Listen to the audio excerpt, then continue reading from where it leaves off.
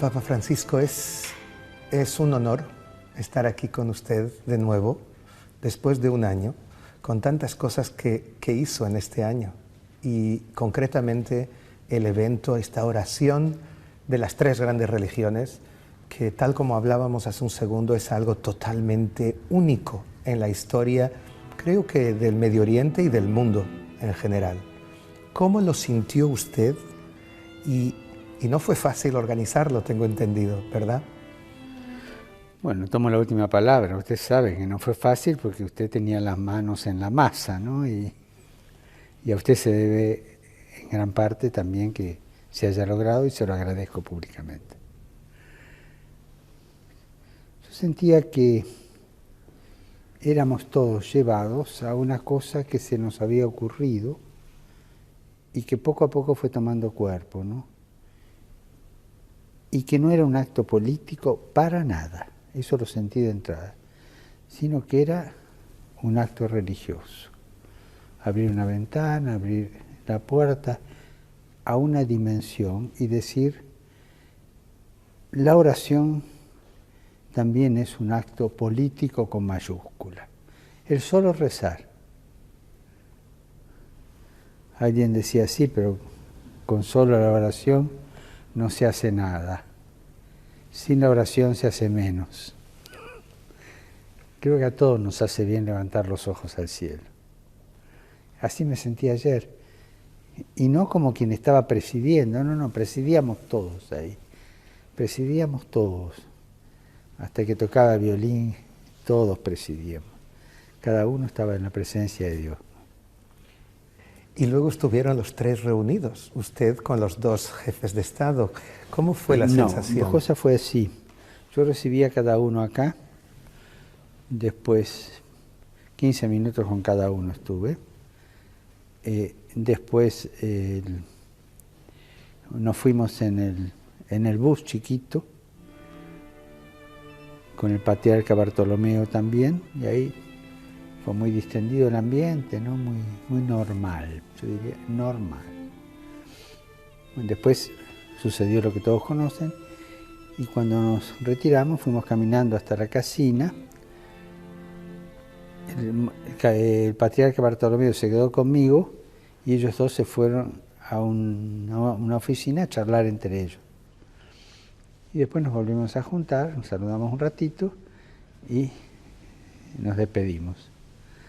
O sea que los cuatro juntos solamente estuvimos en el bus y un ratito al entrar en la casina de la academia, porque esta que no funciona la Academia Pontificia. Yo creo que es la primera vez que un papa hace un gesto como este, me parece a mí, un gesto realmente sin precedentes. ¿Cómo va a continuar esto, Papa Francisco? Usted una vez me dijo por ahí que a mí me gustaba dar sorpresas. A Dios le gusta dar sorpresas. Y esperemos ahora qué sorpresa nos da, cómo va a continuar. Hoy hablé con Escorca, con el rabino Escorca, y no hablamos de fútbol porque River le ganó a San Lorenzo, así que yo estaba callado. Porque me iba a devolver las atenciones. Y un poco dijimos, bueno, que Dios indique el camino, ¿no? Quizás nosotros no tengamos más nada que hacer, de un lado que Él lo continúe por el camino que quiera, ¿no? Esto fue lo que nosotros teníamos que hacer. Ahora está en manos de Dios. Que Él elija también quiénes van a seguir adelante. Papa Francisco, algunos dicen de usted que es un revolucionario, el revolucionario del siglo XXI. Otros dicen de usted que en realidad vuelve a las raíces. ¿Quién es usted realmente, de su opinión? Hay que llamar acá a la gran Nina, esa cantante, y decir, prende con esta mano chingara y que me lea el pasado. A ver qué.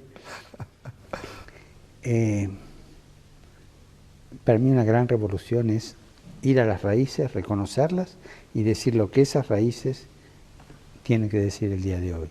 Yo no sé si soy revolucionario, pero que me gusta ir a las raíces, sí. A las raíces de nuestra identidad cristiana, como hablábamos recién, de nuestra identidad judía. Y desde ahí dialogar con los desafíos que se van presentando, ¿no? O sea, no hay contradicción entre el revolucionario y ir a las raíces, ¿no? Más aún, creo que la manera para hacer verdaderos cambios es desde la identidad. Por ejemplo, el diálogo interreligioso. No se puede dialogar si no es desde la propia identidad. Si usted me dice, mira, vengo a hablar con vos de religión, yo soy judío, pero no sé, estoy dispuesto a matizar la cosa. Y yo digo, yo soy católico, pero estoy dispuesto a matizar la cosa. Ese diálogo no sirve, porque no nace desde nuestra identidad. Y descubrir la identidad es ir a las fuentes. Nunca se puede dar un paso en la vida sino desde atrás. O sea, saber de dónde vengo, qué apellido tengo, qué apellido cultural tengo, o religioso. Me acuerdo hace un año que hablamos de esto. Yo vi que le preocupaba profundamente las persecuciones contra cristianos en algunos países del mundo. Por ejemplo, en mi región, concretamente en Siria, en Irak. ¿Qué se puede hacer, Papa Francisco, para poner fin a eso? Los cristianos perseguidos son una preocupación que me toca de cerca como pastor, ¿verdad? Y hacer gestos de diálogo, de acercamiento, de tomar conciencia, ¿verdad?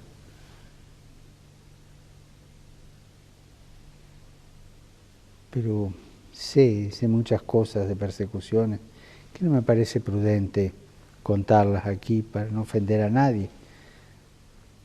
Pero en algún sitio está prohibido tener una Biblia, o enseñar catecismo, o llevar una cruz.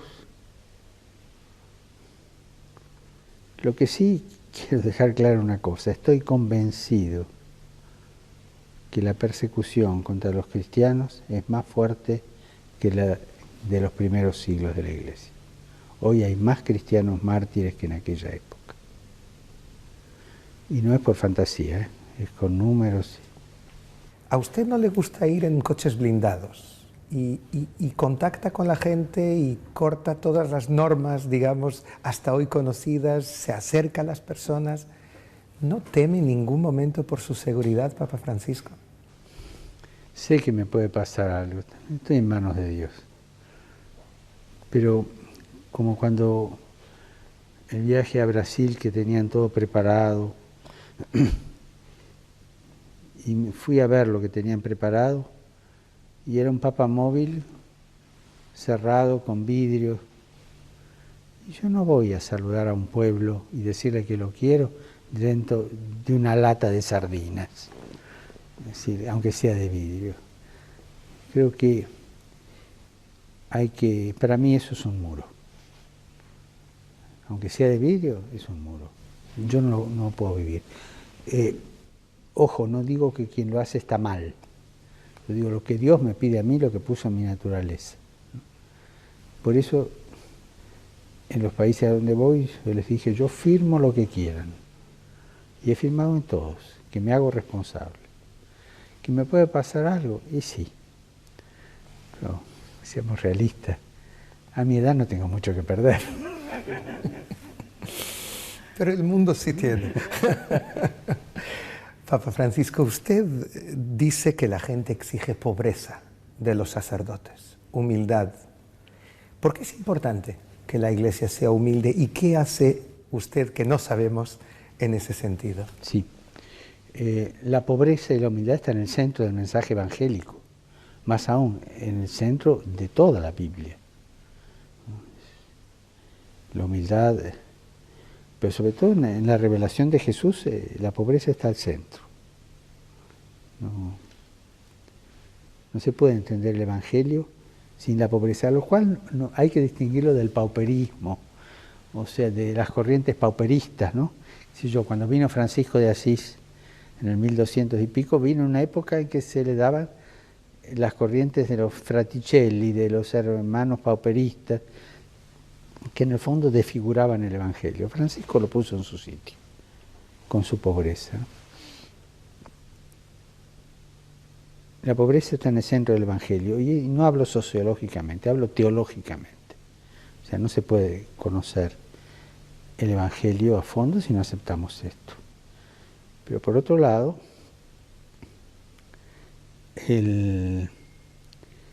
la contradicción es una tentación continua, ¿no? Entonces, y voy a hablar de los pastores.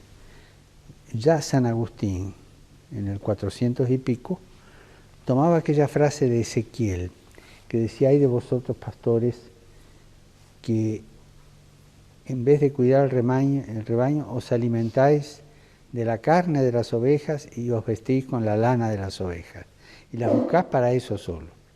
Él retoma eso de Ezequiel y ya en esa época hace un tratado muy lindo sobre los pastores, y donde pega de alguna manera muy fuerte a los pastores arribistas que buscan su bienestar, que buscan la riqueza, estas cosas, ¿no?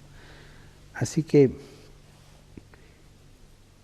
el pastor príncipe, el pastor que se apacienta a sí mismo, esa es la frase de Ezequiel, que se apacienta a sí mismo, no es un pastor, es un lobo, se come las ovejas, las usa para él.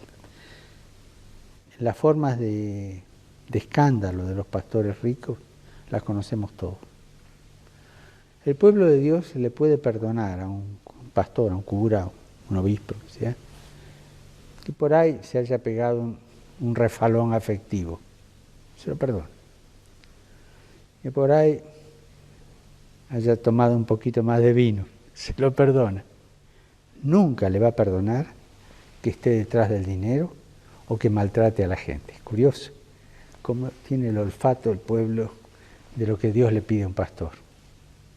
Y yo quiero que Jesús quiere, el Evangelio quiere que los obispos no seamos príncipes, sino servidores. Usted aún firma cartas a veces a amigos o a conocidos como Padre Jorge. Cuando estuvimos aquí hace un año nos invitó a comer y nos dijo: les tengo que dar un sándwich. Y dijo: son vicios de párroco. ¿Usted se siente aún a veces como un párroco o asume su papel de máximo jefe supremo de la Iglesia Católica? ¿Y le di nada más que un sándwich o no aquella vez? No, comimos muy bien. Ah, bueno. En su mesa, debo decir. No sé, para mí la dimensión de párroco es la que más muestra mi vocación, servir a la gente, me sale de adentro, apagar la luz para no gastar mucha plata, esas cosas que tiene un párroco siempre. Es decir, me siento papa, me ayudan a hacer las cosas con seriedad. Los colaboradores que hay acá en Secretaría de Estado son muy serios, muy preparados. Mis secretarios me preparan las cosas, ¿no? O sea que yo tengo ayuda para cumplir mi deber, porque tampoco hay que jugar al papa párroco. Ese es un juego que es inmaduro. La actitud de párroco uno la tiene adentro, va saliendo en otros gestos, pero hay que cumplir con otras obligaciones. Cuando viene un jefe de Estado, yo lo tengo que recibir con la dignidad y el protocolo que se merece.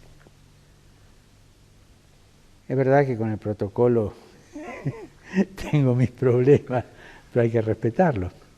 ¿Usted sabe la diferencia que hay entre terrorismo y protocolo? Que con el terrorismo se puede negociar.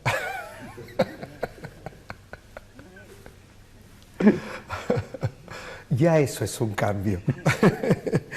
Papa Francisco, usted está trayendo muchos cambios, al menos en la atmósfera y más allá, y creo que tiene ideas. ¿Qué nos puede contar sobre dónde pretende llevar ese cambio hacia el futuro? Sí, en este punto quiero dejar muy claro que no soy ningún iluminado, que no tengo ningún proyecto personal que me traje debajo del brazo, simplemente porque nunca pensé que me iban a dejar acá. Y eso está claro y lo sabe todo el mundo. Me vine con una valija chiquita para volver enseguida.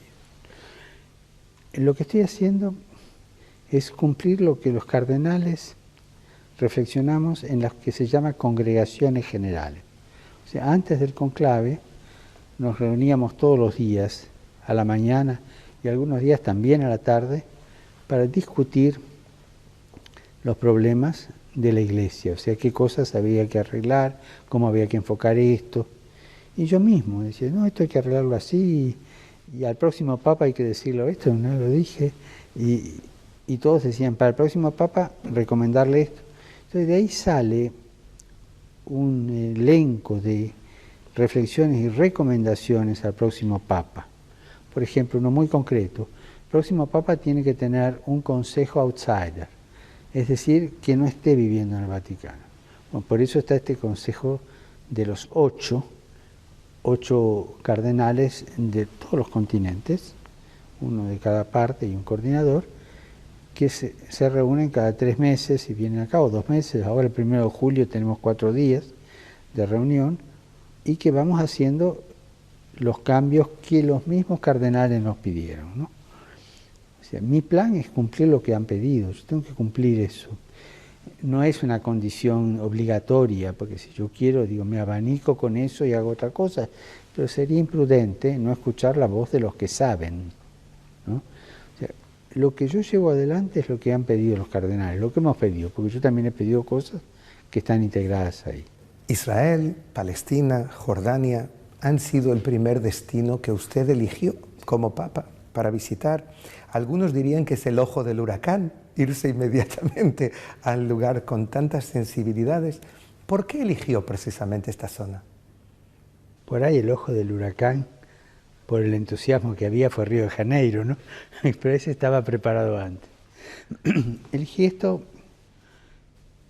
pienso que fue en junio del año pasado, cuando vino el presidente Pérez y me invitó calurosamente. ¿Y cómo fue? ¿Cómo fue el viaje? El viaje fue bueno. Acá los italianos dicen que fue masacrante. Es verdad, fue duro, ¿no? Duro por las actividades, ¿no? Fue una cosa que a la mañana, la misa, y seguía una detrás de otra, todo muy bien hilvanado, ¿no? El viaje fue bueno, a mí me hizo bien. Yo diría muy para adentro. A mí sucede que cuando se provocan emociones me cierro y la cosa se cocina a fuego lento, ¿no? Y después aparece, ¿no? Hacia el final empezó a brotar un poco el sentimiento religioso, ¿no? Que estaba acumulado, pero yo me defiendo mucho de las emociones porque, no sé, pudor machista, no sé, pero... Y allí en esa tierra, como bien sabemos, aún hay violencia, incluso violencia en nombre de Dios. Y eso es algo que usted condena profundamente. Sí, es algo que es una contradicción, ¿no? Es una contradicción, me permite una comparación muy dura, no se ofenda. No. Pero como si a mí me dijeran, este hombre es un buen hijo, le pega a la madre solamente 3 veces por día. Es una contradicción. Violencia en nombre de Dios no es moderna, es antigua. Es antigua.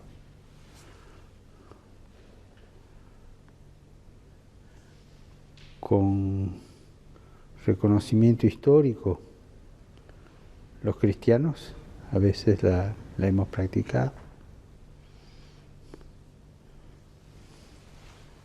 Cuando pienso en la guerra de los 30 años, por ejemplo, era violencia en nombre de Dios. Hoy es inimaginable, ¿verdad? Así que llegamos a veces por la religión a contradicciones muy serias, muy graves. El fundamentalismo hoy. Las 3 religiones tenemos nuestros grupos fundamentalistas.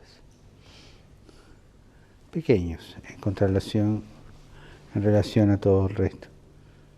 Pero un grupo fundamentalista, su estructura, aunque no mate a nadie, aunque no le pegue a nadie, pero la estructura mental del fundamentalismo es violencia en nombre de Dios, es violenta.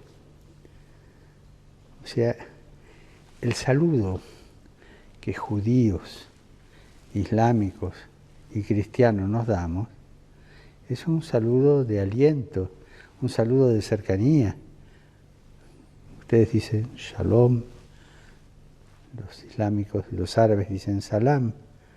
Nosotros decimos a veces paz, ¿cómo te va? Buenos días, pero son cosas de cercanía. El saludo del fundamentalista es ver dónde te puedo pegar, al menos ideológicamente. No es un saludo que acerque. El fundamentalismo defiende. Y ya le digo, los cristianos tenemos grupos fundamentalistas también. Papa Francisco, usted y el rabino Skorka, ¿se acuerda cuando estuvimos aquí hace un año? Hablaban del sueño de poder abrazarse frente al muro de las lamentaciones. Y cuando lo hicieron, yo escuché las palabras "lo logramos" en el aire. ¿Cuán importante fue este símbolo para la reconciliación entre cristianos y judíos? Bueno, ahí yo tomé una decisión, y Jorge la sabía, que también quise venir con otro amigo que tengo islámico. Es un islámico que reza mucho, papá de 2 hijos, un hombre que conoce muy bien el Islam. Amigos. Los dos son amigos. Y como los amigos no se hacen con fotocopias, sino que cada uno es distinto. Yo los quiero los dos un montón, pero nada que ver uno con otro. Y ellos se quieren entre ellos, tienen buena relación. Entonces yo quise venir con los dos. Decir, bueno, acá estamos las 3. Y es posible la amistad, para dar un testimonio. En el abrazo al muro estaban los dos conmigo. Y ahí nos abrazamos los 3. Y lo logramos, fue el grito de victoria de Abraham Skorka, lo dijo él, pero en el fondo lo sentíamos todos. ¿Por qué? Porque era para nosotros una ilusión, ¿no? Poder hacer eso. Usted me dijo hace un año aquí, cuando estábamos charlando, dentro de cada cristiano hay un judío. Y sí. Y me explicó así su relación hacia el judaísmo y me habló también del problema del antisemitismo. En los últimos días ha salido una encuesta sobre el antisemitismo en Europa. Muchas manifestaciones, un aumento preocupante. ¿Cómo lo ve? Son 2 preguntas que usted me hace aquí, ¿no? ¿Por qué digo que dentro de un cristiano y un judío? Quizá la expresión más correcta es, usted no puede vivir su cristianismo. Usted no puede ser verdadero cristiano si no reconoce su raíz judía. Si yo no reconozco mi raíz judía, no hablo de judío en el sentido semítico de raza de la palabra, ¿no? Sino en el sentido religioso. Y creo que el diálogo interreligioso tiene que ir ahondando eso, la raíz judía del cristianismo y el florecimiento cristiano del judaísmo, hasta dónde, y dialogar ahí. Es un desafío porque son papas calientes en la mano, ¿no? Pero como hermano se puede hacer bien. Yo rezo todos los días el oficio divino con los salmos de David. Los 150 salmos los pasamos en una semana. O sea, mi oración es judía. Ahí, ¿no? Pues tengo la Eucaristía que es cristiana. Esa es la primera pregunta, ¿no? Por eso digo, tiene que reconocer uno eso. La segunda, el antisemitismo. No sabría explicar por qué se da, ¿no? Pero es verdad lo que usted dice. Está muy unido a, en general, no es una regla fija, pero muy unido a las derechas, ¿no? O sea, generalmente el antisemitismo anida mejor en corrientes políticas de derecha que de izquierda, ¿no? Eso es lo que quiero decir, ¿no? Cuando digo que está muy unido. Pero no terminó. Incluso tenemos personas negacionistas del Holocausto. Hoy, una locura. Pero se da. Ahora, ¿cómo se explica que hoy día haya eso? Y de hecho, cuando usted estaba en el Museo del Holocausto, en el Yad Vashem en Jerusalén, le besó las manos a 6 supervivientes del Holocausto. Y se habla, y yo además leí en su libro, la idea de quizás abrir los archivos de la época de la Shoah, del Holocausto, del Vaticano. ¿Sigue teniendo este proyecto, esta idea? Los archivos del Vaticano son para servicio de la historia. Están sujetos a los pactos internacionales de apertura del archivo, los del Vaticano de una manera especial con Italia por el concordato y los pactos lateranenses del 29. Pero una vez cumplido el tiempo, yo no veo dificultad de que se abran los archivos, cumplidas las cosas que hay que cumplir según los pactos. Más aún, va a ser un aporte a la historia, ¿no? Y va a traer mucha luz. Porque a mí me preocupa una cosa, ¿no? En esto quiero ser muy franco. La figura de Pío XII, ¿no? Que desde que salió la obra de teatro El Vicario, Der Vikar, de Hochmuth, ¿no? Al pobre Pío XII le tiraron encima de todo. No quiero decir que no haya cometido errores, ¿no? Por ahí cometió uno, yo cometí muchos ya. Pero de alguna manera antes se lo miraba como el gran defensor de judíos, porque en cuanto convento romano hubo, y de otras ciudades de Italia, escondía judíos y otros perseguidos. En Castel Gandolfo estaba un montón de gente judía y otros perseguidos. En la cama del Papa, en Castel Gandolfo, nacieron 42 nenes de las personas refugiadas allí que dieron a luz. Son cosas que no se saben. Si Pío XII habló o no habló, si dijo todo lo que tenía que decir o no, hay que ver los archivos, qué pasaba en esa época, y si era mejor que no hablara, porque si no mataban más, o no, tendría que haber hablado más, no sé, pero con esa hermenéutica. Y eso vale para todo.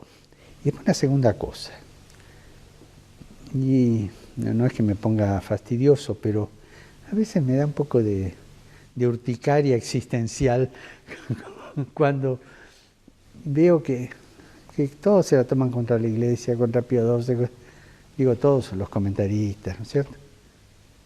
¿Y las potencias?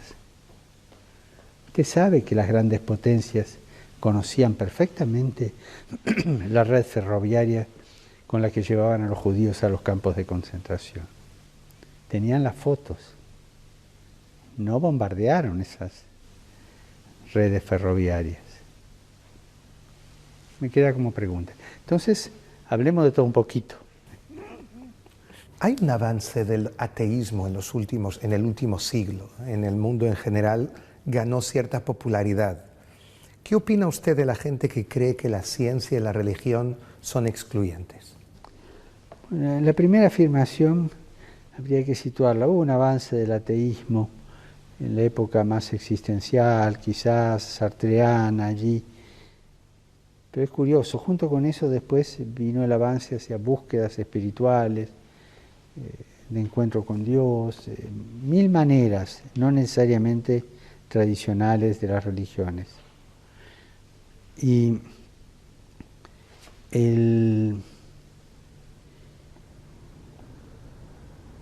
Pero después fue apareciendo esta búsqueda de Dios en la gente, ¿no? El enfrentamiento ciencia y fe es un enfrentamiento que tuvo su auge en la Ilustración, ¿no? Pero que hoy día no está tan de moda, gracias a Dios, porque nos hemos dado cuenta todos de la cercanía que entre una cosa y la otra. El Papa Benedicto XVI ha escrito tiene un buen magisterio sobre la relación entre ciencia y fe, ¿no? Y en líneas generales, lo más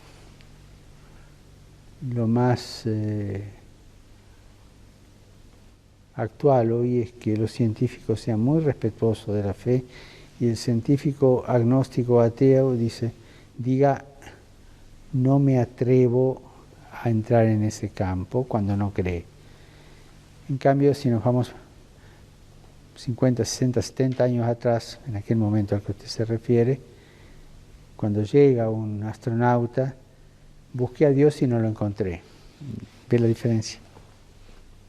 Papa Francisco, usted ha comentado que le preocupa la división de la riqueza en el mundo. ¿Por qué cree que existe tanta desigualdad y cómo cree que puede contribuir usted y la Iglesia Católica usted en calidad de Papa y la Iglesia Católica en general, qué pueden hacer para mejorar esta situación? Está probado que con la comida que sobra podríamos alimentar a la gente que tiene hambre. No se comprende cómo, no recuerdo la cifra, pero hay una multitud tan grande de chicos hambrientos. Cuando usted ve fotografías de chicos desnutridos de diversas partes del mundo, se agarra la cabeza, no se entiende. Creo que estamos en un sistema mundial económico que no es bueno. Al centro de todo sistema económico tiene que estar el hombre y la mujer. Y todo lo demás al servicio del hombre. Pero acá, al centro, está el dinero, el Dios dinero. Y hemos caído en un pecado de idolatría, la idolatría del dinero. Y por ese afán de tener más, de querer más, toda la economía se mueve descartando. Curioso. Hay una cultura del descarte. Se descartan los chicos, o porque se limita la natalidad. Usted ve el índice de natalidad acá en Europa. Bajísimo, 1, 1,2. Ningún pueblo sobrevive con ese índice de natalidad. Se descartan los chicos, se descartan los ancianos. Bueno, ya no sirve, no produce, es clase pasiva. Y al descartar a los chicos y a los ancianos, se descarta el futuro de un pueblo, porque ellos son el futuro de un pueblo. Los chicos porque van a llevar con fuerza adelante. Y los ancianos porque son los que nos dan la sabiduría, son los que tienen la memoria de ese pueblo y la tienen que volcar en los chicos. Se descarta eso. Y ahora está de moda descartar a los jóvenes con la desocupación. A mí me preocupa mucho el índice de desocupación que hay. Alguien me hacía notar, no tengo la cifra muy clara, si es verdad o no, que son de 25 años para abajo, aquí son 75 millones en Europa. Es una barbaridad, ¿no? Entonces descartamos toda una generación por mantener un sistema económico que ya no se sostiene. Y para sostenerse y para balancearse, tiene que hacer lo que hacían siempre los grandes imperios para sobrevivir, hacer una guerra. Como no se puede hacer la Tercera Guerra Mundial, entonces se hacen guerras zonales. ¿Esto qué significa? Que se fabrican armas, se venden armas y con eso los balances de estas economías idolátricas, que son las mundiales obviamente, van adelante. Junto con esto el pensamiento único, que nos quita la riqueza de la diversidad del pensamiento y por lo tanto la riqueza de un diálogo entre personas, ¿no? Y una globalización mal entendida. La globalización bien entendida es una riqueza. Una globalización mal entendida yo la graficaría como una esfera, donde todos los puntos son iguales, todos equidistantes del centro. Por lo tanto, anulada toda particularidad. Una globalización que enriquezca es como un poliedro, todos unidos pero cada cual conservando su particularidad, su riqueza, su identidad. Y esto no se da esto. Por eso el pensamiento único. Es un sistema económico malo. Y digo idolátrico, porque sacrifica el hombre al ídolo dinero, ¿no? Usted conoció a muchos jefes de Estado desde que en los últimos... Bueno, algunos, desde hace 1 año y 3 meses. Justo, 15 meses. ¿Quién le impresionó más, Papa Francisco? Han venido muchos acá. Una cosa interesante es la variedad, ¿no? Cada cual tiene su personalidad, buscan llevar sus países por el camino que ellos creen mejor adelante. Me ha llamado la atención un hecho transversal, en los políticos jóvenes. Quizás hablen de los mismos problemas, pero con una música diversa. Y eso me gusta. Y eso es transversal, ya sea el de centro izquierda, el de centro derecha, pero hablan con la misma música. Y eso me da esperanza. Me da esperanza porque la política es una de las formas más elevadas del amor, de la caridad. ¿Por qué? Porque lleva al bien común.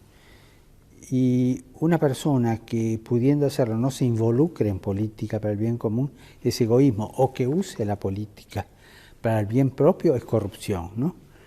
Hace unos 15 años los obispos franceses escribieron una carta pastoral, que es una reflexión con el título Rehabiliter la politique. Hay que rehabilitar la política. Es un texto precioso, donde hace caer en la cuenta de todas estas cosas, ¿no? Papa Francisco, aquí cerca en Cataluña hay un conflicto latente que se está desarrollando, que es que a veces parece un tobogán en dirección al choque. ¿Le preocupa? Para mí toda división me preocupa. Hay independencia, simplifico, hay independencia por emancipación y hay independencia por secesión. Las independencias por emancipación, por ejemplo, son las de nuestros países latinoamericanos, que se emanciparon de los gobiernos de los estados europeos. Las independencias de pueblos por secesión es un desmembramiento de un pueblo, que a veces es muy obvio. Pensemos en la antigua Yugoslavia. Obviamente que eran pueblos que ni con cola se podían pegar, culturas diversas. En cuantito cayó el anillo de hierro que los tenía unidos, cada cual, según su cultura, expresó lo suyo. Es la independencia por secesión. Pero en ese caso es muy claro. Yo me pregunto, ¿es tan claro el caso de la independencia por secesión de países que hasta ahora estuvieron juntos o no? Hay que estudiar caso por caso. Fíjese que en Europa, los que recuerdo ahora, Escocia anda lo mismo, la Padania, norte de Italia, no sé cómo estará ahora, pero se hablaba de eso, el caso que usted mencionó. Y ahí habrá que ver, habrá casos que están justos, otros que no son tan justos, pero cada caso, porque la secesión, si no hay un antecedente que forzó la unidad de esa nación, hay que tomarla con muchas pinzas y evaluar caso por caso. Yo tengo entendido que usted tiene una casa de retiro en Buenos Aires, pidió que le guarden una habitación. No, pasa esto. Yo dejaba el arzobispado a fin del año pasado. Sí. O sea, cuando cumplí 75 años presenté la renuncia al Papa Benedicto que se quede 2 años más. Yo cumplía 77 a fin del año pasado. Entonces, ya fui ahí, que es una casa de retiro de sacerdotes ancianos. Y elegí una pieza, digo, quiero venir a vivir acá. Y desde acá trabajaré como cura, ayudando en las parroquias, etc. Ese era mi futuro. De tal manera que cuando me vine para aquí, para el conclave, el 26 de febrero, hablé con el nuncio antes y le dije, mire, cuando yo vuelva para Pascua, yo volví el Domingo de Ramos, empezamos todo el proceso para presentar la terna Roma del nuevo sucesor, quedamos en eso, y yo me iba a vivir a esa casa. Ahí está la pieza, seguramente se la han dado a otro, pero hay muchas piezas ahí. Y respecto a la renuncia, creo que el Papa Benedicto ha dado un gesto muy grande, ha abierto una puerta. El Papa Benedicto con esto no hizo una excepción, sino que fue creó de hecho una institución, la de los eventuales papas eméritos. Hace 70 años no había obispos eméritos. ¿Cuántos hay? Porque, bueno, como vivimos más tiempo, llegamos a una edad donde no podemos seguir adelante con las cosas. Yo haré lo mismo que hizo él, pedirle al Señor que me ilumine cuando llegue el momento y que me diga lo que tengo que hacer. Y me lo va a decir seguro, ¿eh? Dentro de muchos años. En los próximos días, el Mundial. El mundo estará muy ocupado con esto. ¿Usted va a ver partidos? Porque preguntarle a quién apoyan no le voy a preguntar, porque está claro, ¿no? Los brasileros me pidieron neutralidad. Y cumplo con mi palabra, porque siempre Argentina y Brasil eran antagónicos. Sí, pero ¿verá algún partido usted? Espero poder ver. Ya hice una grabación, que supongo que ya la han enviado a ustedes, la han enviado para la inauguración del Mundial. Me lo pidió la presidenta de Brasil. Porque hay que aprovechar un acontecimiento lúdico para crear cultura de encuentro, cultura de fraternidad. Y ya, última pregunta, Papa Francisco. Ha sido un honor y muchísimas gracias por todo esto, todo lo que hemos vivido este año. Y a mí me gustaría preguntarle cómo le gustaría a usted ser recordado en la historia. No pensé, pero me gusta cuando uno recuerda a alguien y dicen, era un buen tipo, hizo lo que pudo, no fue tan malo. Con eso me conformo. Muchísimas gracias. Gracias a usted por todo, por lo que ha hecho, por lo de ayer, y que Dios lo bendiga mucho. Muchas gracias, Papa Francisco, un honor.